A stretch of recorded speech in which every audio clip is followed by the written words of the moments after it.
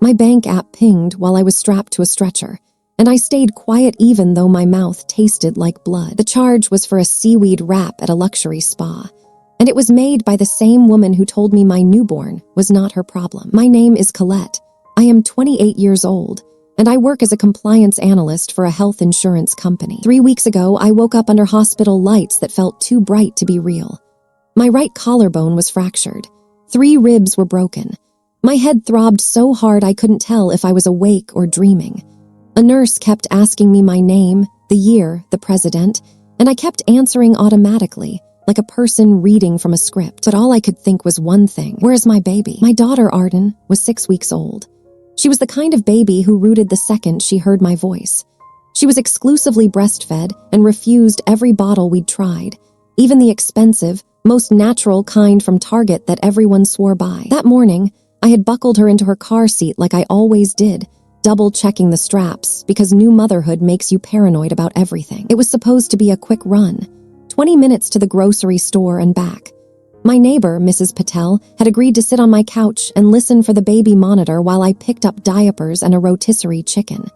She was in her 70s and sweet, the kind of person who still brought over homemade soup when she heard you had a cold. She had said yes because it was short, because it was normal. Then a delivery truck ran the red light. I remember the impact like a sound more than a feeling. Metal screaming, glass popping, the airbag exploding into my face. My car spun like a toy someone flicked across a table. For a second, everything went white, then black, then I came back in flashes. A stranger's voice, hands pulling at my door. Someone saying, "Ma'am, do not move." I tried to speak, and only a broken sound came out. "My baby," I whispered. "My baby is at home." In the ambulance, a paramedic with tired eyes and a calm voice pressed oxygen over my nose. She asked if I had anyone who could get Arden. My husband, Dashiell, was in Phoenix for a work conference, and his plane would not land for hours. My hands shook so hard my phone kept sliding out of my grip, so I called my mother. She answered like I had interrupted her day on purpose. "Colette, what is it? I'm in the middle of something." There was soft music behind her. The clink of a glass, the sound of running water. My brain tried to process details even through the fog of pain, because that is what it does when it's terrified. It grabs onto anything it can measure. "Mom," I said, and my voice cracked. "I was in a car accident. I'm in an ambulance. Arden is at home with Mrs. Patel. Can you please go get her? I don't know how long I'll be at the hospital." A pause, then a sigh that felt rehearsed. "Are you sure it's that serious? You sound fine." I stared at the ceiling of the ambulance. My vision blurred at the edges. I could taste blood every time I swallowed. "My car is totaled," I whispered. "They had to cut me out, please. She's 6 weeks old." Another sigh, heavier this time, like my panic was physically exhausting her. "Colette, your sister and I have appointments today. We leave tomorrow for Cabo. We already paid for the spa package. Your father deserves this trip." My chest tightened, and it wasn't just the broken ribs. It was the familiar, old feeling I hated admitting still lived inside me. The feeling that I could be in pieces and my mother would still find a way to make it about her schedule. "Mom," I said, forcing the words out slowly so I didn't cry, "I am not asking you to cancel your trip. I just need you to hold your granddaughter until I can arrange help." "Why can't Dashiell handle it?" she snapped. "He's not in the state," I said. "He won't land for hours." "Well, then call one of your friends," she replied, sharp and impatient. "Or hire someone. You make good money. You always have. You're always acting like everything is an emergency." The paramedic looked down at me. I could tell she could hear my mother through the speaker. Her eyebrows lifted, just slightly, like she couldn't believe a person could talk that way to her own daughter in a crisis. "Mom," I said, and this time my voice shook. "I'm scared. I can't move my arm. I hit my head. Arden needs someone, and I need to get my wrap before it gets cold," she said, like she was correcting me. "You are not the only person in the world with needs, Colette. You chose to have a baby. You deal with the consequences." Consequences. That word hit me harder than the crash. I didn't yell. I didn't beg again. I just went quiet because I knew that tone. It was the tone she used when she wanted the conversation to end and wanted me to feel guilty for having started it. "Fine," I whispered. "That's better," she said, satisfied. "Be responsible, call someone else." The line went dead. For a second, I just stared at the cracked corner of my phone, watching my mother's smiling contact photo blink back at me. Taken at my baby's shower when she had insisted on posing with her hand on my stomach, like she was the one doing the hard work. The paramedic leaned closer. Do you have anyone else? I scrolled with trembling fingers. Most of my friends were at work. The ones I trusted lived 30 minutes away. Mrs. Patel would not be able to handle a newborn for long. My throat tightened so hard I could barely breathe through the oxygen. Then I saw a note I had saved in my phone months ago. A number, a name. A service I had researched late one night while pregnant, when insomnia and anxiety made me plan for worst-case scenarios. Newborn care on call. Emergency support, day or night. My hands moved before my brain could second-guess it. A woman answered on the first ring. Her voice was calm, professional, steady, like an anchor. This is newborn care on call. My name is Greer. How can I help you? I'm in an ambulance, I said, and the words came out in a rush. Car accident. My newborn is at home with an elderly neighbor. I need someone right now. She is 6 weeks old. She's breastfed. She won't take a bottle. I need someone who actually knows what they're doing. Okay, Greer said immediately. No judgment, no sigh, no lecture. Breathe for me. Tell me the address where the baby is. I gave it. My voice broke halfway through, and she waited without rushing me. Do you have a code for the door? She asked. Yes, I whispered. I can text it. Good. We can dispatch a newborn specialist within 40 minutes. Her name is Sela. She is a registered nurse and a postpartum care provider. She will arrive with supplies, and she will stay until you tell her otherwise. I'm also going to call the neighbor so she knows who is arriving. Relief hit me so fast it made me dizzy. How much? I asked, because fear makes you practical. Our emergency rate is $75 an hour with a 4-hour minimum, she said gently. But listen to me. Right now, your job is to survive the next few hours. Let us take care of your baby. I didn't realize I was crying until the paramedic wiped my cheek with a gauze pad. Thank you, I whispered. You're welcome, Greer said like she meant it.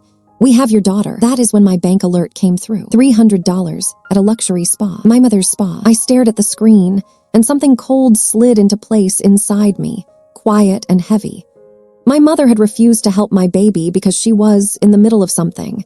Yet she had no problem charging her day to my account, because that was the truth I had never said out loud. Not to Dashiell, not to anyone. My mother had access to my card, not because she stole it, not because she hacked anything, because I gave it to her years ago. The way a person hands over a piece of themselves and calls it love. I had added her as an authorized user when I got my first corporate job at 19. She had cried about bills, about stress, about how hard life was. I had believed her because I wanted to be the daughter she looked at with pride instead of irritation. I wanted to be useful because usefulness was the closest thing to affection I ever got from her. And for 9 years, she had used it, quietly, confidently, like it was hers. The ambulance hit a bump. Pain shot through my ribs and I gasped. But I didn't take my eyes off the bank notification. I took a screenshot, then another. I opened the transaction details and captured the timestamp. I didn't argue. I just collected. At the hospital, everything moved like a machine. CT scan, X-rays, nurses repeating my name, doctors explaining bruising and fractures like they were reading a weather report. I nodded along and signed forms with a shaking hand because my body was broken, but my mind was suddenly awake in a new way. Dashiell called the second his plane landed. I saw your messages, he said, and his voice sounded like he was trying not to fall apart.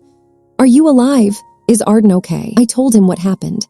The crash, the hospital, my mother, the care provider. She said no, he asked, like he couldn't make the words fit in his mouth. She said no to watching her own granddaughter during a medical emergency. She told me to be responsible, I said softly. There was a pause and then his breathing changed. Faster, sharper. I'm coming home, he said. I don't care what it costs. I'm getting on the next flight. Your presentation, I whispered. Screw the presentation, he said. My wife is in the hospital. That was when I broke, not because of the pain, but because his reaction made my mother's feel even uglier. Like holding them side by side finally showed me what love was supposed to look like. Quick real-life pause. When I am editing these late at night, I get tired, and your comments are what keep me going. Like, subscribe, and tell me your city, state, or country. All right, now let me take you back. Around sunset, my phone buzzed with a text from Sela, the newborn specialist. She sent a photo of Arden sleeping on her chest, tiny fist tucked under her chin. My whole body loosened at once, like someone had untied a knot inside me. Arden is safe, Sela wrote. She cried for you at first, but she calmed when I held her and played white noise. She took a small bottle after I warmed the nipple and paced her slowly. Mrs. Patel is resting. I cleaned the pump parts and set everything up for when you get home. Then another message came through, and my relief vanished. Someone called me, Sela wrote. A woman who said she was the baby's grandmother. She told me I needed to leave because family is coming. She sounded angry. My fingers went numb. Did you let her in? I typed. No, Sela replied. I told her I cannot release a baby to anyone without your written consent. She hung up. I wanted you to know. I stared at the screen until my eyes burned. My mother would not drive 20 minutes to pick up her granddaughter, but she had time to call a stranger I hired and try to override my instructions, not because she cared about Arden, because she cared about control. I took a screenshot of Sela's texts too. My heart was beating so fast it hurt. A nurse walked in to check my vitals. You look pale, she said gently. Are you in pain? I'm in clarity, I whispered before I could stop myself. She blinked, confused. I swallowed and forced a calm tone. I'm okay, just tired. But inside, I was doing something I had never done before. I was stopping the part of me that automatically defended my mother. I was letting the truth be ugly. Later that night, while the hospital hallway hummed with distant voices and rolling carts, I opened my credit card app. My mother's name sat there under authorized users like it had always belonged. I hovered my thumb over the option that said remove user, and then my phone lit up again. One more alert, one that made my stomach drop. A new charge, made 10 minutes ago. A hotel in Cabo. 2 nights, prepaid, on my card. And as I stared at the timestamp, I realized the crash was not the worst thing that happened to me that day. I stared at that Cabo hotel charge until the numbers stopped looking like numbers and started looking like a message. Not help, not love, a bill. My thumb hovered over the screen again. Remove authorized user. I did not dramatize it. I did not call anyone. I just pressed confirm, then went into the next menu and froze the card completely. The app asked if I wanted to order a replacement. Yes, it asked for a shipping address. My home address was already there, but I changed it to my office mailbox anyway. That was the first quiet thing I did that night that felt like oxygen. Then I called the credit card company. I kept my voice calm because I do this kind of calm for a living. I am a compliance analyst. I read rules. I document timelines. I don't win by shouting. I win by making the facts impossible to ignore. The representative asked, Are the charges yours? No, I said. I'm currently in the hospital after a motor vehicle collision. I have a newborn at home. The charges were made by an authorized user I just removed. Do you recognize the merchant? Yes, I said, and the word tasted bitter. It's my mother. There was a pause. A small one. Like even strangers knew you were not supposed to say that sentence. He explained disputes, forms, the investigation window.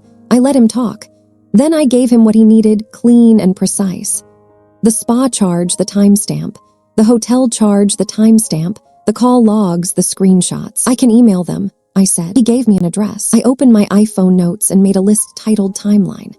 I wrote down everything minute by minute, while the pain meds tried to blur my brain. Accident at 11:17. Ambulance call to mother at 11:29 a.m. Call ended at 11:33 a.m. Spa charge at 11:41.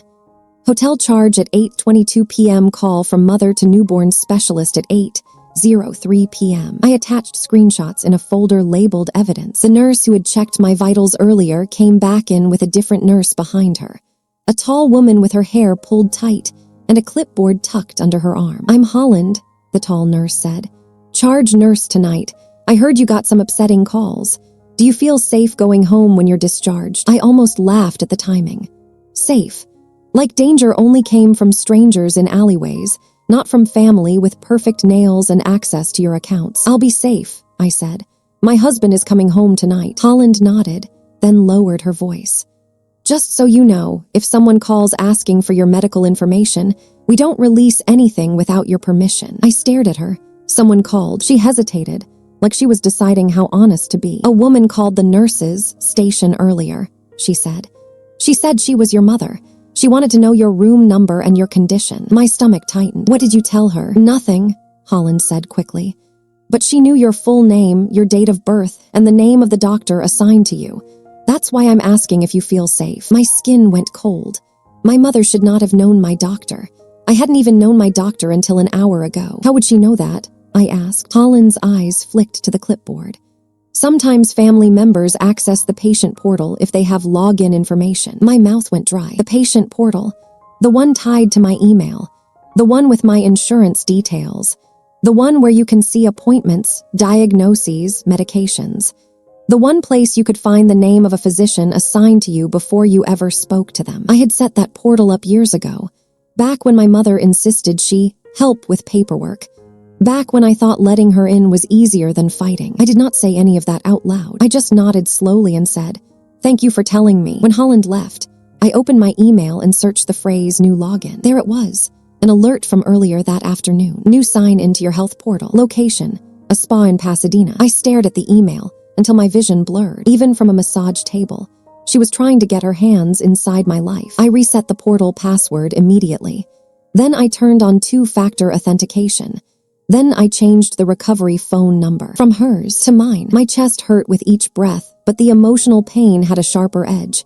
Not sadness anymore, recognition. This was not a one-time selfish moment. This was her pattern. Control, access, money, information. And if she could not get it with kindness, she got it by making you feel guilty for resisting. My phone buzzed again.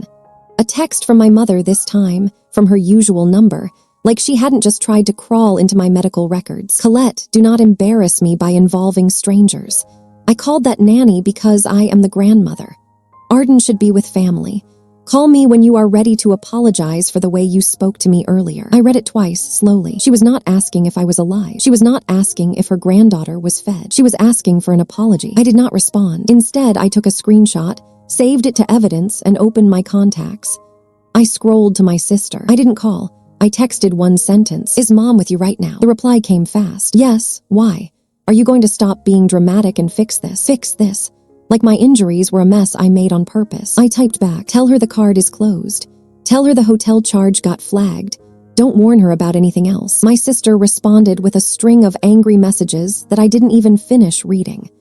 I could feel the old habit in my body trying to rise, the habit of explaining myself, softening my tone, begging to be understood. I didn't feed it. I muted the conversation and set my phone face down. A few minutes later, Dashiell walked into my room like a man who had run through fire. He was still in his conference suit, wrinkled now, tie loosened, eyes red. When he saw the bruising around my collarbone and the bandage on my forehead, his face changed in a way that made me want to cry all over again. He sat carefully on the edge of the bed. "Where, Arden?" "Home," I whispered. "With the newborn nurse, she's safe." His shoulders dropped, just slightly, like his body finally believed it. Then he looked at me. "Your mom called me." My stomach sank. "What did she say?" He exhaled hard through his nose. "She said you were making impulsive decisions because you're emotional. She said you kicked her out of the baby's life. She said the caregiver is a risk, and she offered to take Arden overnight, but you refused." I felt my face go hot, then cold. "She lied," I said softly. "I know," he said, "because she accidentally texted me the wrong thing right after." He pulled out his phone and handed it to me. On the screen was a message from my mother, meant for someone else. I can't believe she froze the card. "If I can just get the baby to my house, she'll calm down. She always calms down when she realizes she needs me." I stared at those words until my hands started shaking, not because I was surprised, because she was saying the quiet part out loud. Dashiell's jaw tightened. "She thinks Arden is leverage." I swallowed, forcing air into aching lungs. "She thinks everything is leverage." He looked at me like he was seeing my childhood for the first time, all of it stacked behind my eyes. "What else has she had access to?" I hesitated. Then I told him the truth in pieces, the authorized user, the help with paperwork, the way she had slowly collected passwords and access like a person collecting spare keys. Dashiell's expression didn't change into anger the way I expected. It changed into focus. "Okay," he said quietly. "We're going to lock everything down tonight." He opened his laptop right there in the hospital chair. He started a list the way he does when he is trying to stay calm. Bank, credit, insurance, utilities, cell account, baby's pediatric portal, email recovery. Watching him do it made something loosen in my chest. Not pain, not fear, relief. Because for the first time, I wasn't defending my mother alone. While he typed, my phone rang again. Unknown number. I declined. It rang again. Declined. Then a third time, and something in me said answer. Not because I wanted to talk, but because I wanted to know what mask she was wearing now. I put it on speaker and kept my voice flat. "Hello." A woman's voice came through, sharp and official. "Is this Colette Martinez?" "Yes." "This is Geraldine from Suncrest Travel Concierge. We are calling regarding the Cabo reservation under Patricia's name. The payment method was declined, and we need an updated card within 30 minutes or the booking will be released. I stared at Dashiell. He stared back. I could almost picture my mother at the spa, towel wrapped around her hair, phone pressed to her ear, hissing at a concierge like she was royalty. I kept my voice calm.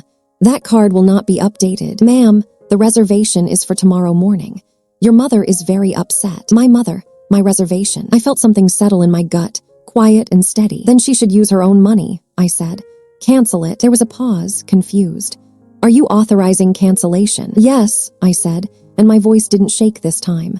Cancel everything tied to that card. Understood, Geraldine said cautiously. You will receive confirmation by email. The call ended. Dashiell exhaled slowly, like he had been holding his breath through the whole conversation. I thought that was the end of it. Then my hospital room phone rang. Not my cell, the wall phone. Holland's voice came through, tense. Colette, I need you to listen carefully. Someone is downstairs at registration claiming they have legal authority to make decisions for you. They're demanding access to your records, and they are asking to have your baby brought to the hospital. My mouth went dry. Who is it? I whispered, even though I already knew. Holland didn't hesitate. Your mother. And she's waving a document that says power of attorney. I sat up too fast and immediately regretted it. Pain ripped through my ribs, and the monitor beside me started beeping like it was tattling. Dashiell's hand was on my shoulder in a second, steadying me like I might shatter. Do not tell her anything, I said, voice low but firm. Not my room number, not my condition, nothing. Holland exhaled, relieved. We haven't, but she is loud, and she is insisting the document gives her authority. Put security with her, I said, and put your patient advocate on the line, now. Holland didn't argue. I'm doing that, stay where you are. The call ended, and for a moment the room felt too small for my heartbeat. A power of attorney, Dashiell said. Do you have one? My mouth went dry, because the answer was complicated. I used to, I admitted. Years ago, when I was 21, I had surgery and she pressured me to sign paperwork so she could handle everything if something happened. His eyes narrowed. And did you revoke it? I thought it expired, I whispered. I thought it was only medical, only for that hospital system. I didn't even remember the name on it. That was my mother's talent. She didn't force her way in like a burglar. She made you hand her the keys, then convinced you it was your idea. Dashiell opened his laptop again. We're fixing this right now. I grabbed my phone with shaking fingers and pulled up my email. Search, power of attorney, authorization, proxy. The results were ugly. There it was, buried in an old PDF from a patient portal message, stamped with a date and my signature. Medical power of attorney. Agent, Patricia Martinez. My stomach dropped. The document looked official. It looked clean. It looked like the kind of thing a front desk clerk might accept if they weren't trained to question it. But then I noticed something else. Something small. The way I always do at work when someone tries to slide fraud into a system. The witness line was blank. The notary section was blank. It was never finalized. It was a draft, which meant my mother was standing downstairs, waving a document that did not actually have legal weight. And she was counting on intimidation to make it work. That's what she does, I whispered, more to myself than to Dashiell. She says something like it's true until everyone around her starts behaving like it is. Dashiell looked at me. Not tonight. Holland called back, this time with another voice on the line, calm and clipped. This is the patient advocate, the woman said. My name is Waverly. We understand there is an individual attempting to access your information. For your security, we need you to confirm, clearly, that you do not authorize any disclosure to Patricia Martinez. I do not authorize anything, I said. Not records, not updates, not access. She is not permitted to see me. Understood, Waverly said. Security is with her. She presented a medical power of attorney document. Our legal team reviewed it. It is incomplete and not notarized. It does not grant her authority. A wave of relief hit me so hard I had to close my eyes. But then Waverly continued. She is now demanding to bring your baby here. She claims she has the right to remove the baby from your home because you are hospitalized. My fingers clenched around my phone. My baby is safe with a licensed newborn care specialist, I said, voice shaking now with anger. My mother has no permission to be near her. We will document your statement, Waverly said, and we will ask her to leave. If she refuses, she will be trespassed. Dashiell leaned in. Tell them to preserve camera footage. I repeated it. Preserve all security footage and any audio recordings. I want a copy. She is attempting to interfere with my medical care. Waverly paused, then her tone shifted, like she recognized the seriousness. We will preserve it. The call ended. I lay back, staring at the ceiling. I should have felt relieved. Instead, I felt something else. Humiliated. Not because she tried it. That was who she was. Humiliated because a part of me had always known she would try it. And I still kept giving her doors. Dashiell squeezed my hand. We're going to lock every door, and then we're going to stop pretending this is normal. I nodded, throat tight. A nurse came in with meds, and while she adjusted my IV, my phone buzzed with a text from my sister. Mom says the hospital is treating her like a criminal. This is your fault. I didn't respond. I opened my camera roll and stared at the screenshot Dashiell had shown me earlier.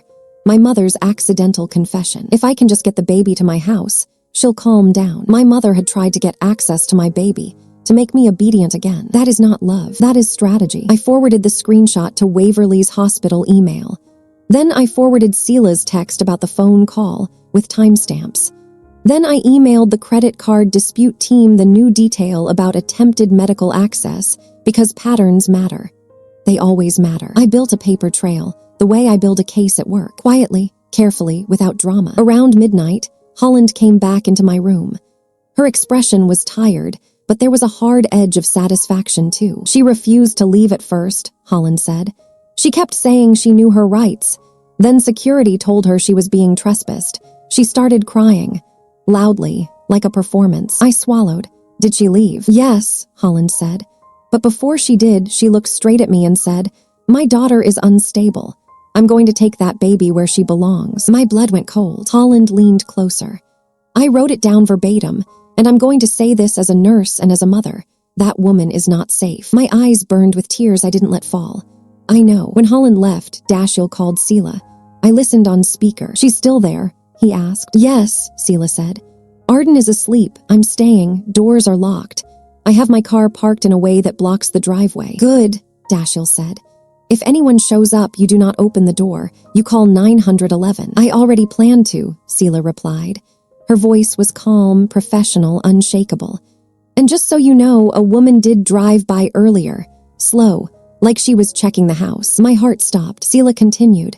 I did not open the blinds. I watched through the side window. She circled once, then left. Dashiell's jaw tightened. Did you get a license plate? Sela paused.